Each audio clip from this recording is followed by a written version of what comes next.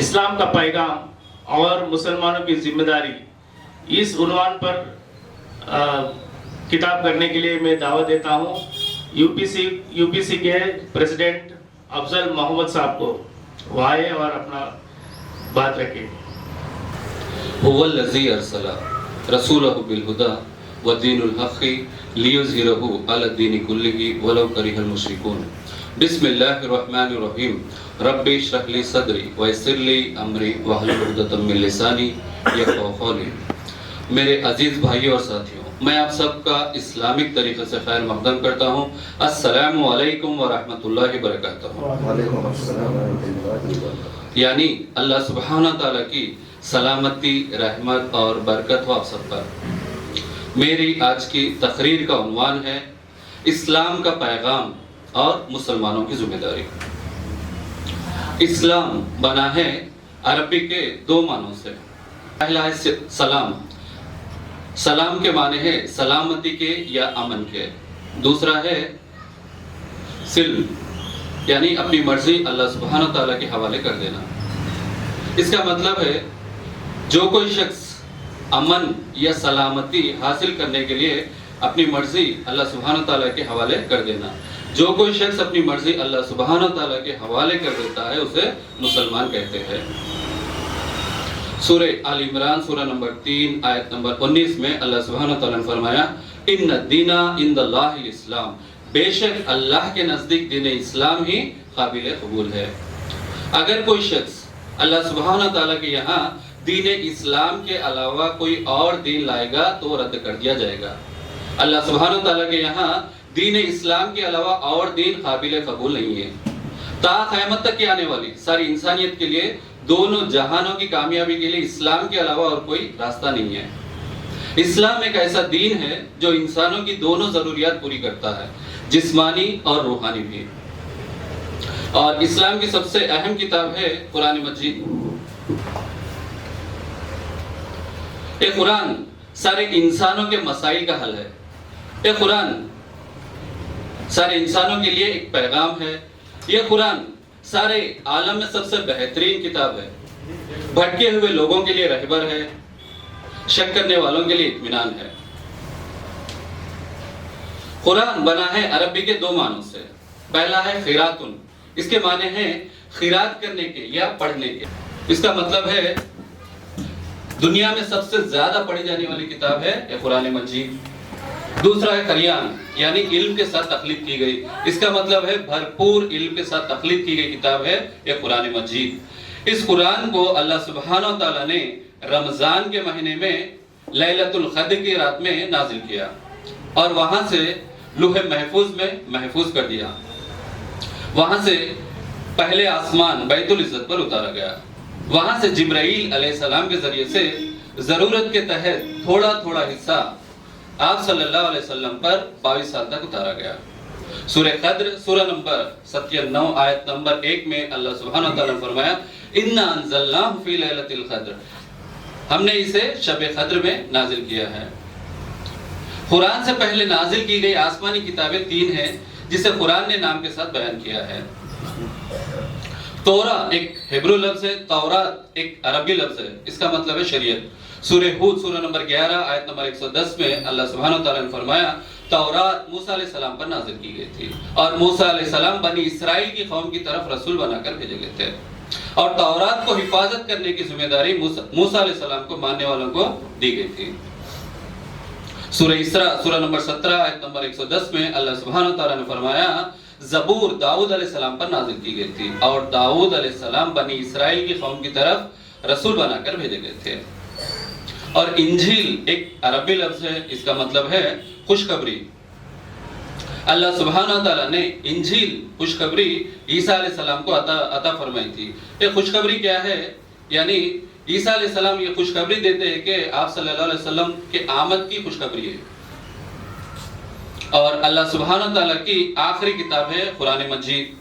سورہ یاسین سورہ نمبر 36 آیت نمبر 9 میں اللہ سبحانہ تعالیٰ نے فرمایا اللہ سبحانہ تعالیٰ کی آخری کتاب اللہ سبحانہ تعالیٰ کے آخری نبی محمد صلی اللہ علیہ وسلم پر نازل کی گئی۔ اور قرآن سے پہلے جتنے کتابیں اور جتنے صحیفے نازل کیے گئے وہ سارے کتابیں ایک قوم کے لیے تھی، ایک محدود وقت کے لیے تھی، ساری انسانیت کے لیے نہیں تھی. اور قرآن مجید اللہ سبحانہ تعالیٰ کی آخری کتاب ہے، اس لیے یہ قرآن صرف مسلمانوں کے لیے یا عربوں کے لیے نہیں نازل کی گئی، تا قیامت تک کے آنے والے سارے انسانیت کے لیے نازل کی گئی. سورہ بقرہ سورہ نمبر 2 آیت نمبر 185 میں اللہ سبحانہ تعالیٰ نے فرمایا شہر رمضان الذی انزل فیہ القرآن ھدی للناس وبینات من الھدی والفرقان. ماہ رمضان وہ ہے جس میں قرآن نازل کیا گیا ہے، جو سارے انسانوں کی ہدایت کرتا ہے، جس میں ہدایت کی حق و باطل کی تمیز نشانیاں موجود ہے. اس آیت میں اللہ سبحانہ تعالیٰ نے یہ نہیں فرمایا کہ ہم نے اس قرآن کو صرف مسلمانوں کے لیے یا عربوں کے لیے نازل کیا. اللہ سبحانہ تعالیٰ نے فرمایا ھدی للناس وبینات من الھدی، سارے انسانوں کی ہدایت کے لیے نازل کیا. جس قرآن مجید کو اللہ سبحانہ تعالیٰ نے سارے انسانوں کی ہدایت کے لیے نازل کیا ہے، اس قرآن مجید کو ہم مسلمان اتنے اونچے مقام پہ رکھتے جہاں پہ کسی بچے کا بھی ہاتھ نہ جائے. قرآن کو مخمل کے کپڑوں میں لپیٹ کے اونچے مقام میں رکھنے کے لیے اللہ سبحانہ تعالیٰ نے ہرگز نازل نہیں کیا ہے. قرآن کو پڑھنے کے لیے، قرآن کے مطابق عمل کرنے کے لیے اللہ سبحانہ تعالیٰ نے قرآن کو نازل کیا ہے. جو کوئی شخص قرآن کو پڑھتا ہے اور اس کے مطابق عمل کرتا ہے، قرآن اسے اندھیرے سے نکال کر روشنی کی طرف لاتی ہے. سورہ ابراہیم سورہ نمبر 14 آیت نمبر 1 میں اللہ سبحانہ تعالیٰ نے فرمایا الف لام را کتاب انزلناہ الیک لتخرج الناس من الظلمات الی النور. یہ عالی شان کتاب ہم نے آپ کی طرف اتاری ہے کہ آپ لوگوں کو اندھیرے سے نکال کر روشنی کی طرف لائیں. اس آیت میں اللہ سبحانہ تعالیٰ نے یہ نہیں فرمایا کہ ہم صرف مسلمانوں کے لیے، صرف عربوں کے لیے اندھیرے سے نکال کر روشنی کی طرف لانے کے لیے اس قرآن کو محمد صلی اللہ علیہ وسلم پر نازل کیا. اللہ سبحانہ تعالیٰ نے فرمایا سارے انسانوں کو اندھیرے سے نکال کر روشنی کی طرف لانے کے لیے اس قرآن کو محمد صلی اللہ علیہ وسلم پر نازل کیا ہے. جس رب کی ہم عبادت کرتے ہیں اللہ سبحانہ تعالیٰ کی، اس رب کے بارے میں، اللہ سبحانہ تعالیٰ کے بارے میں غیر مسلمانوں کا یہ عقیدہ ہے. وہ لوگ کہتے کہ اللہ سبحانہ تعالیٰ صرف مسلمانوں کا رب ہے، بلکہ اللہ سبحانہ تعالیٰ ساری انسانیت کا رب ہے. پہلے انسان آدم علیہ السلام سے لے کر تا قیامت تک کے آنے والے ساری انسانیت کا رب ہے. سورہ بقرہ سورہ نمبر 2 آیت نمبر 21 میں اللہ سبحانہ تعالیٰ نے فرمایا یا ایھا الناس اعبدوا ربکم الذی خلقکم والذین من قبلکم لعلکم تتقون. اے لوگوں، اپنے اس رب کی عبادت کرو جس نے تمہیں اور تم سے پہلے کے لوگوں کو پیدا کیا. اللہ سبحانہ تعالیٰ رب العالمین ساری انسانیت کا رب ہے. سورہ بقرہ سورہ نمبر 2 آیت نمبر 255 میں اللہ سبحانہ تعالیٰ نے فرمایا اللہ لا الہ الا هو الحی القیوم لا تاخذہ سنۃ ولا نوم لہ ما فی السماوات و ما فی الارض. اللہ تعالیٰ ہی معبود برحق ہے، اس کے سوا کوئی معبود نہیں. وہ زندہ ہے، سب کا تھامنے والا ہے، نہ اسے اونگ آتی ہے نہ نیند. اس کی ملکیت میں زمین و آسمانوں کی تمام چیزیں موجود ہیں. اللہ سبحانہ تعالیٰ ساری مخلوق کا رب ہے. اللہ سبحانہ تعالیٰ سارے عالم کا، ساری کائنات کا رب ہے. سورہ فاتحہ سورہ نمبر 1 آیت نمبر 1 میں جسے قرآن فرماتا ہے، جسے ہم مسلمان ہر نماز میں پڑھتے ہیں الحمدللہ رب العالمین، میں حمد کرتا ہوں جو رب ہے سارے عالم کا. اللہ سبحانہ وتعالی رب العالمین ہے، سارے عالم کا، ساری کائنات کا رب ہے. یہ سارا عالم اتنا بڑا ہے جس کا ہم تصور بھی نہیں کر سکتے، جس کا ہم گمان بھی نہیں کر سکتے. اتنا بڑا سارا عالم ہے. مثال کے طور پہ جس زمین پر ہم سفر کرتے ہیں اس کے بارے میں ہمیں پورا علم نہیں ہے، اس لیے سائنسداں ہر نئی چیز کی تحقیق کر کے ہم کو میڈیا کے ذریعے سے ہم تک پہنچاتے ہیں. تو ایسے 9 پلانٹ سے جڑا ہوا سورج کا خاندان ہے ہمارا. ایک پلانٹ دوسرے پلانٹ سے کئی گنا بڑا ہے. اس زمین سے سورج ہزاروں گنا بڑا ہے. تو تقریباً کئی 9 پلانٹس مل کے ہم کو سورج کا خاندان بنتا ہے. ایسے کئی خاندان مل کے سولر سسٹم، ایسے کئی سولر سسٹم جب ملتے ہیں جب جا کے ایک گیلیکسی بنتا ہے. ہم جس گیلیکسی میں رہتے ہیں ملکی وے گیلیکسی، اس کے اندر ہزاروں سورج کے خاندان موجود ہے. تو وہ اللہ اور یہ سارے پہلے آج کے جدید سائنٹسٹ ہم کو تحقیق کر کے بتاتے ہیں ایسے 3 ملین سے بھی زیادہ گیلیکسی اس خلا کے اندر سفر کرتے ہیں. یہ سارا عالم اتنا بڑا ہے جس کا ہم تصور بھی نہیں کر سکتے. یہ صرف پہلے آسمان پہ ایسے 7 آسمان موجود ہے. ہر اوپر کا آسمان نیچے کے آسمان سے ہزاروں گنا بڑا ہے. یہ سارا عالم یعنی اس دنیا میں جو کچھ ہے، جیسے سمندر ہے، پہاڑ ہے، پیڑ پودے، جانور، انسان، زمین، سورج، چاند، ستارے، گیلیکسی، ساری کائنات کو اگر ایک جگہ کر دیا جائے اور اس اللہ سبحانہ و تعالیٰ کے سامنے رکھ دیا جائے، اس کی مثال ایسی ہے جیسا کہ آپ کے سامنے کوئی چھوٹا سا پتھر رکھ دیا جائے تو کیسے دکھتا. اللہ سبحانہ و تعالیٰ کے سامنے ساری کائنات کو اگر رکھ دیا جائے تو اس سے بھی چھوٹی ہے. وہ ہے اللہ سبحانہ و تعالیٰ رب العالمین. ہم مسلمان اللہ سبحانہ و تعالیٰ کو انگلش لفظ گاڈ یا تیلگو لفظ دیوڈو کے وجہ عربی لفظ اللہ بلانا پسند کرتے ہیں. اللہ بنایا عربی لفظ الہ سے. ال کے معنی ہیں ہر قسم کی قدرت رکھنے والا، اور الہ کے عربی زبان میں 6 معنی. پہلا ہے المعلوم، وہ ایک اکیلا ہی عبادت کے لائق ہے، سچے دل سے احترام سے اس کی عبادت کرنا چاہیے. دوسرا ہے وہ ایک اکیلا ہے، اس کی ہر مخلوق تعجب کے لائق ہے، وہ بے حساب قدرت والا ہے، بے حساب طاقت والا ہے وغیرہ. وہ اللہ سبحانہ تعالیٰ نے انسانوں کی ہدایت کے لیے ہر دور میں ہر قوم میں رسولوں کو بھیجا ہے. کوئی قوم ایسی نہیں جہاں کوئی رسول نہ بھیجے گئے ہو. سورہ فاطر سورہ نمبر 35 آیت نمبر 24 میں اللہ سبحانہ تعالیٰ فرماتا ہے وَإِن مِّنْ أُمَّةٍ إِلَّا خَلَا فِيهَا نَذِيرٌ، کوئی قوم ایسی نہیں جہاں کوئی ڈرانے والا نہ گزرا ہو. سورہ رات سورہ نمبر 13 آیت نمبر 7 میں اللہ سبحانہ تعالیٰ فرماتا ہے وَلِكُلِّ قَوْمٍ هَادٍ، ہم نے ہر قوم میں ہدایت کرنے والے کو بھیجا ہے. اس کا مطلب ہے کوئی قوم ایسی نہیں جہاں کوئی نبی یا رسول نہ بھیجے گئے ہو. ہر قوم میں ہر دور میں اللہ سبحانہ تعالیٰ نے رسولوں کو بھیج کر انسانوں کی رہنمائی کی ہے. لیکن قرآن مجید میں صرف 25 رسولوں کے نام بیان کیے گئے. مثال کے طور پہ آدم علیہ السلام، نوح علیہ السلام، ابراہیم علیہ السلام، موسیٰ علیہ السلام، عیسیٰ علیہ السلام، ان سب پر اللہ سبحانہ تعالیٰ کی رحمت ہو. سورہ نساء سورہ نمبر 4 آیت نمبر 164 میں اللہ سبحانہ تعالیٰ فرماتا ہے وَرَسُولًا قَدْ خَصَصْنَاهُمْ إِلَيْكَ مِنْ قَبْلِكَ وَرَسُولًا لَمْ نَقْصُصْهُمْ عَلَيْكَ، ہمارے بھیجے ہوئے رسولوں میں سے بہت سے رسولوں کے واقعات تم سے بیان کیے اور بہت سے رسولوں کے واقعات تم سے نہیں بیان کیے. اس کا مطلب ہے قرآن مجید میں کچھ رسولوں کے واقعات بیان کیے گئے اور کچھ رسولوں کے واقعات نہیں بیان کیے گئے. لیکن حدیث میں آتا ہے مشکات المصبی جلد نمبر 3 حدیث نمبر 5737 میں آپ صلی اللہ علیہ وسلم نے فرمایا اللہ سبحانہ تعالیٰ نے اس زمین پر 1,24,000 نبیوں کو بھیجا ہے. آپ صلی اللہ علیہ وسلم کو خاتم النبی بنا کر بھیجا گیا. آپ صلی اللہ علیہ وسلم کے بعد کوئی نبی آنے والے نہیں ہیں. سورہ احزاب سورہ نمبر 33 آیت نمبر 40 میں اللہ سبحانہ تعالیٰ نے فرمایا ما کان محمد آبا احد من رجالکم ولکن رسول اللہ وخاتم النبیین وکان اللہ بکل شیء علیما. محمد صلی اللہ علیہ وسلم آپ میں سے کسی مرد کے باپ نہیں ہے، آپ اللہ کے رسول ہیں، تمام نبیوں کے خاتم النبی ہے. آپ صلی اللہ علیہ وسلم کو خاتم النبی آخری نبی بنا کر بھیجا گیا. اور آپ سے پہلے جتنے نبی یا رسول بھیجے جا چکے وہ صرف ایک قوم کے لیے تھے اور ان کا سارا پیغام ایک محدود وقت کے لیے تھا، ساری انسانیت کے لیے نہیں تھا.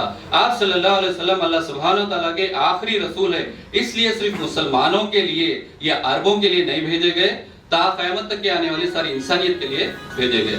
سورہ انبیاء سورہ نمبر 21 آیت نمبر 107 میں اللہ سبحانہ تعالیٰ نے فرمایا وَمَا أَرْسَلْنَاكَ إِلَّا رَحْمَةٌ لِلْعَالَمِينَ، ہم نے آپ کو سارے جہاں والوں کے لیے رحمت بنا کے بھیجا ہے، سارے انسانوں کے لیے رحمت بنا کر بھیجا ہے. سورہ سبا سورہ نمبر 34 آیت نمبر 24 میں اللہ سبحانہ تعالیٰ نے فرمایا وَمَا أَرْسَلْنَاكَ إِلَّا كَافَةً لِلنَّاسِ بَشِيرًا وَنَذِيرًا وَلَكِنَّ أَكْثَرَ النَّاسِ لَا يَعْلَمُونَ، ہم نے آپ کو سارے انسانوں کو خوشخبری دینے والا، ڈرانے والا بنا کر بھیجا ہے. آپ صلی اللہ علیہ وسلم کو خاتم النبی بنا کر بھیجا ہے. آپ سے پہلے جتنے رسول بھیجے گئے سارے رسول ایک قوم کے لیے بھیجے گئے تھے. آپ صلی اللہ علیہ وسلم آخری نبی ہے، اس لیے صرف مسلمانوں کے لیے عربوں کے لیے نہیں بھیجے گئے. جب ہم اسلام کا مطالعہ کرتے ہیں تو ہم کو یہ پیغام ملتا ہے کہ جس رب کی ہم عبادت کرتے ہیں وہ اللہ سبحانہ تعالیٰ صرف مسلمانوں کا رب نہیں ہے، سارے انسانیت کا رب ہے. پہلے انسان آدم علیہ السلام سے لے کر تا قیامت تک آنے والی ساری انسانیت کا رب ہے. ہر مخلوق کا सारी कायनात का, सारे आलम का रब है। और जिस रसूल को खातमुन नबी बनाकर भेजा गया वो रसूल मोहम्मद सल्लल्लाहु अलैहि वसल्लम सिर्फ मुसलमानों के लिए या अरबों के लिए नहीं भेजे गए, ता क़यामत तक की आने वाली सारी इंसानियत के लिए भेजे गए। और जिस रसूल पे अल्लाह सुब्हानहू व तआला कुरान मजीद को नाजिल किया वो कुरान सारे इंसानों के लिए हिदायत है। इस्लाम का मुताला करने से हमको ये पैगाम मिलता है। जब ये पैगाम हम मुसलमानों तक पहुंचता है तो हमारी ये जिम्मेदारी है कि इस पैगाम को दूसरों तक पहुंचाए। जिसे अल्लाह के बारे में नहीं मालूम, जिसे कुरान के बारे में नहीं मालूम, जिसे रसूल के बारे में नहीं मालूम, उन तक पहुंचाना हम मुसलमानों की जिम्मेदारी है। सूरे आल इमरान सूरा नंबर 3 आयत नंबर 110 में अल्लाह सुब्हानहू व तआला मुसलमानों की जिम्मेदारी को बयान करते हुए फरमाया, कुंतुम खैरा उम्मतिन उखरिजत लिन्नासी तामरूना बिल मारूफ व तनहौना अनिल मुनकर व तुमिनूना बिल्लाह। तुम बेहतरीन उम्मत हो जो लोगों की भलाई के लिए निकाली गई हो। तुम नेक कामों का हुक्म करते हो और बुरी बातों से रोकते हो और अल्लाह पर ईमान लाते हो।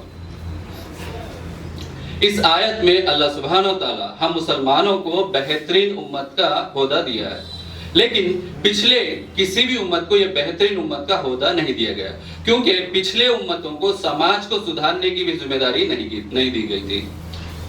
दुनिया में कोई भी ओहदा ऐसा नहीं जिसमें कोई जिम्मेदारी ना हो। मिसाल के तौर पे अगर स्कूल में किसी चपरासी को टीचर का ओहदा मिलता है तो साथ में जिम्मेदारी दी जाती है। इसी तरह एक टीचर को प्रिंसिपल का ओहदा मिलता है तो साथ में जिम्मेदारी दी जाती है। कोई भी ओहदा बगैर जिम्मेदारी के नहीं मिलता। इसी तरह इस आयत में अल्लाह सुब्हानहू व तआला ने हम मुसलमानों को बेहतरीन उम्मत का ओहदा दिया है, इसके साथ ही समाज को सुधारने की जिम्मेदारी दी है। अगर हम इस्लाम की दावत दूसरों तक नहीं पहुंचाते, अगर हम नेक बातों का हुक्म नहीं करते, हम बुरी बातों से नहीं रोकते, अल्लाह पर ईमान नहीं लाते, तो हम अपने आप को बेहतरीन उम्मत कहने के लायक नहीं है। हम अपने आप को मुसलमान कहने के लायक नहीं है। अगर हम समझते हैं कि हम बेहतरीन उम्मत है, हम मुसलमान है, तो ये जरूरी है कि हम इस्लाम की दावत दूसरों तक पहुंचाए, नेक बातों का हुक्म करे, बुरी बातों से रोके और अल्लाह पर ईमान लाए। जो कोई शख्स इस्लाम की दावत दूसरों तक पहुंचाता है, अल्लाह सुब्हानहू व तआला उसके लिए कुरान में खुशखबरी दी है। सूरह फुसिलत सूरा नंबर 41 आयत नंबर 33 में, वमन अहसन कौलन मिम्मन दा इलल्लाहि व आमिलुस सालिह व क़ाला इन्ननी मिनल मुस्लिमून। तुम में से बेहतरीन शख्स वो है जो लोगों को अल्लाह की राह की तरफ बुलाए और नेक काम करे और ये गवाही दे के मैं मुसलमानों में से हूँ। इस आयत में अल्लाह सुब्हानहू व तआला ने सारे इंसानों से मुखातिब होकर फरमाया कि सारे इंसानों में से बेहतरीन इंसान वो है जो लोगों को अल्लाह की राह की तरफ बुलाए। मिसाल के तौर पे जैसे कि कोई बड़ा आदमी है, कोई प्रोफेसर है, हमसे कहता है कि फला शख्स बेहतर है, तो हम समझते हैं कि बोलने वाला कोई बड़ा आदमी है, लेकिन इस आयत में बताने वाली जात अल्लाह सुब्हानहू व तआला की है जो रब्बुल आलमीन है, सारी कायनात का रब है। वो अल्लाह ताला फरमाता है कि तुम में से बेहतरीन शख्स वो है जो लोगों को अल्लाह की राह की तरफ बुलाए। तो उससे ज्यादा बेहतरीन शख्स और कौन हो सकता है? किसी शख्स को बेहतरीन होने के लिए जरूरी है कि वो लोगों को अल्लाह की राह की तरफ बुलाए और नेक काम करे।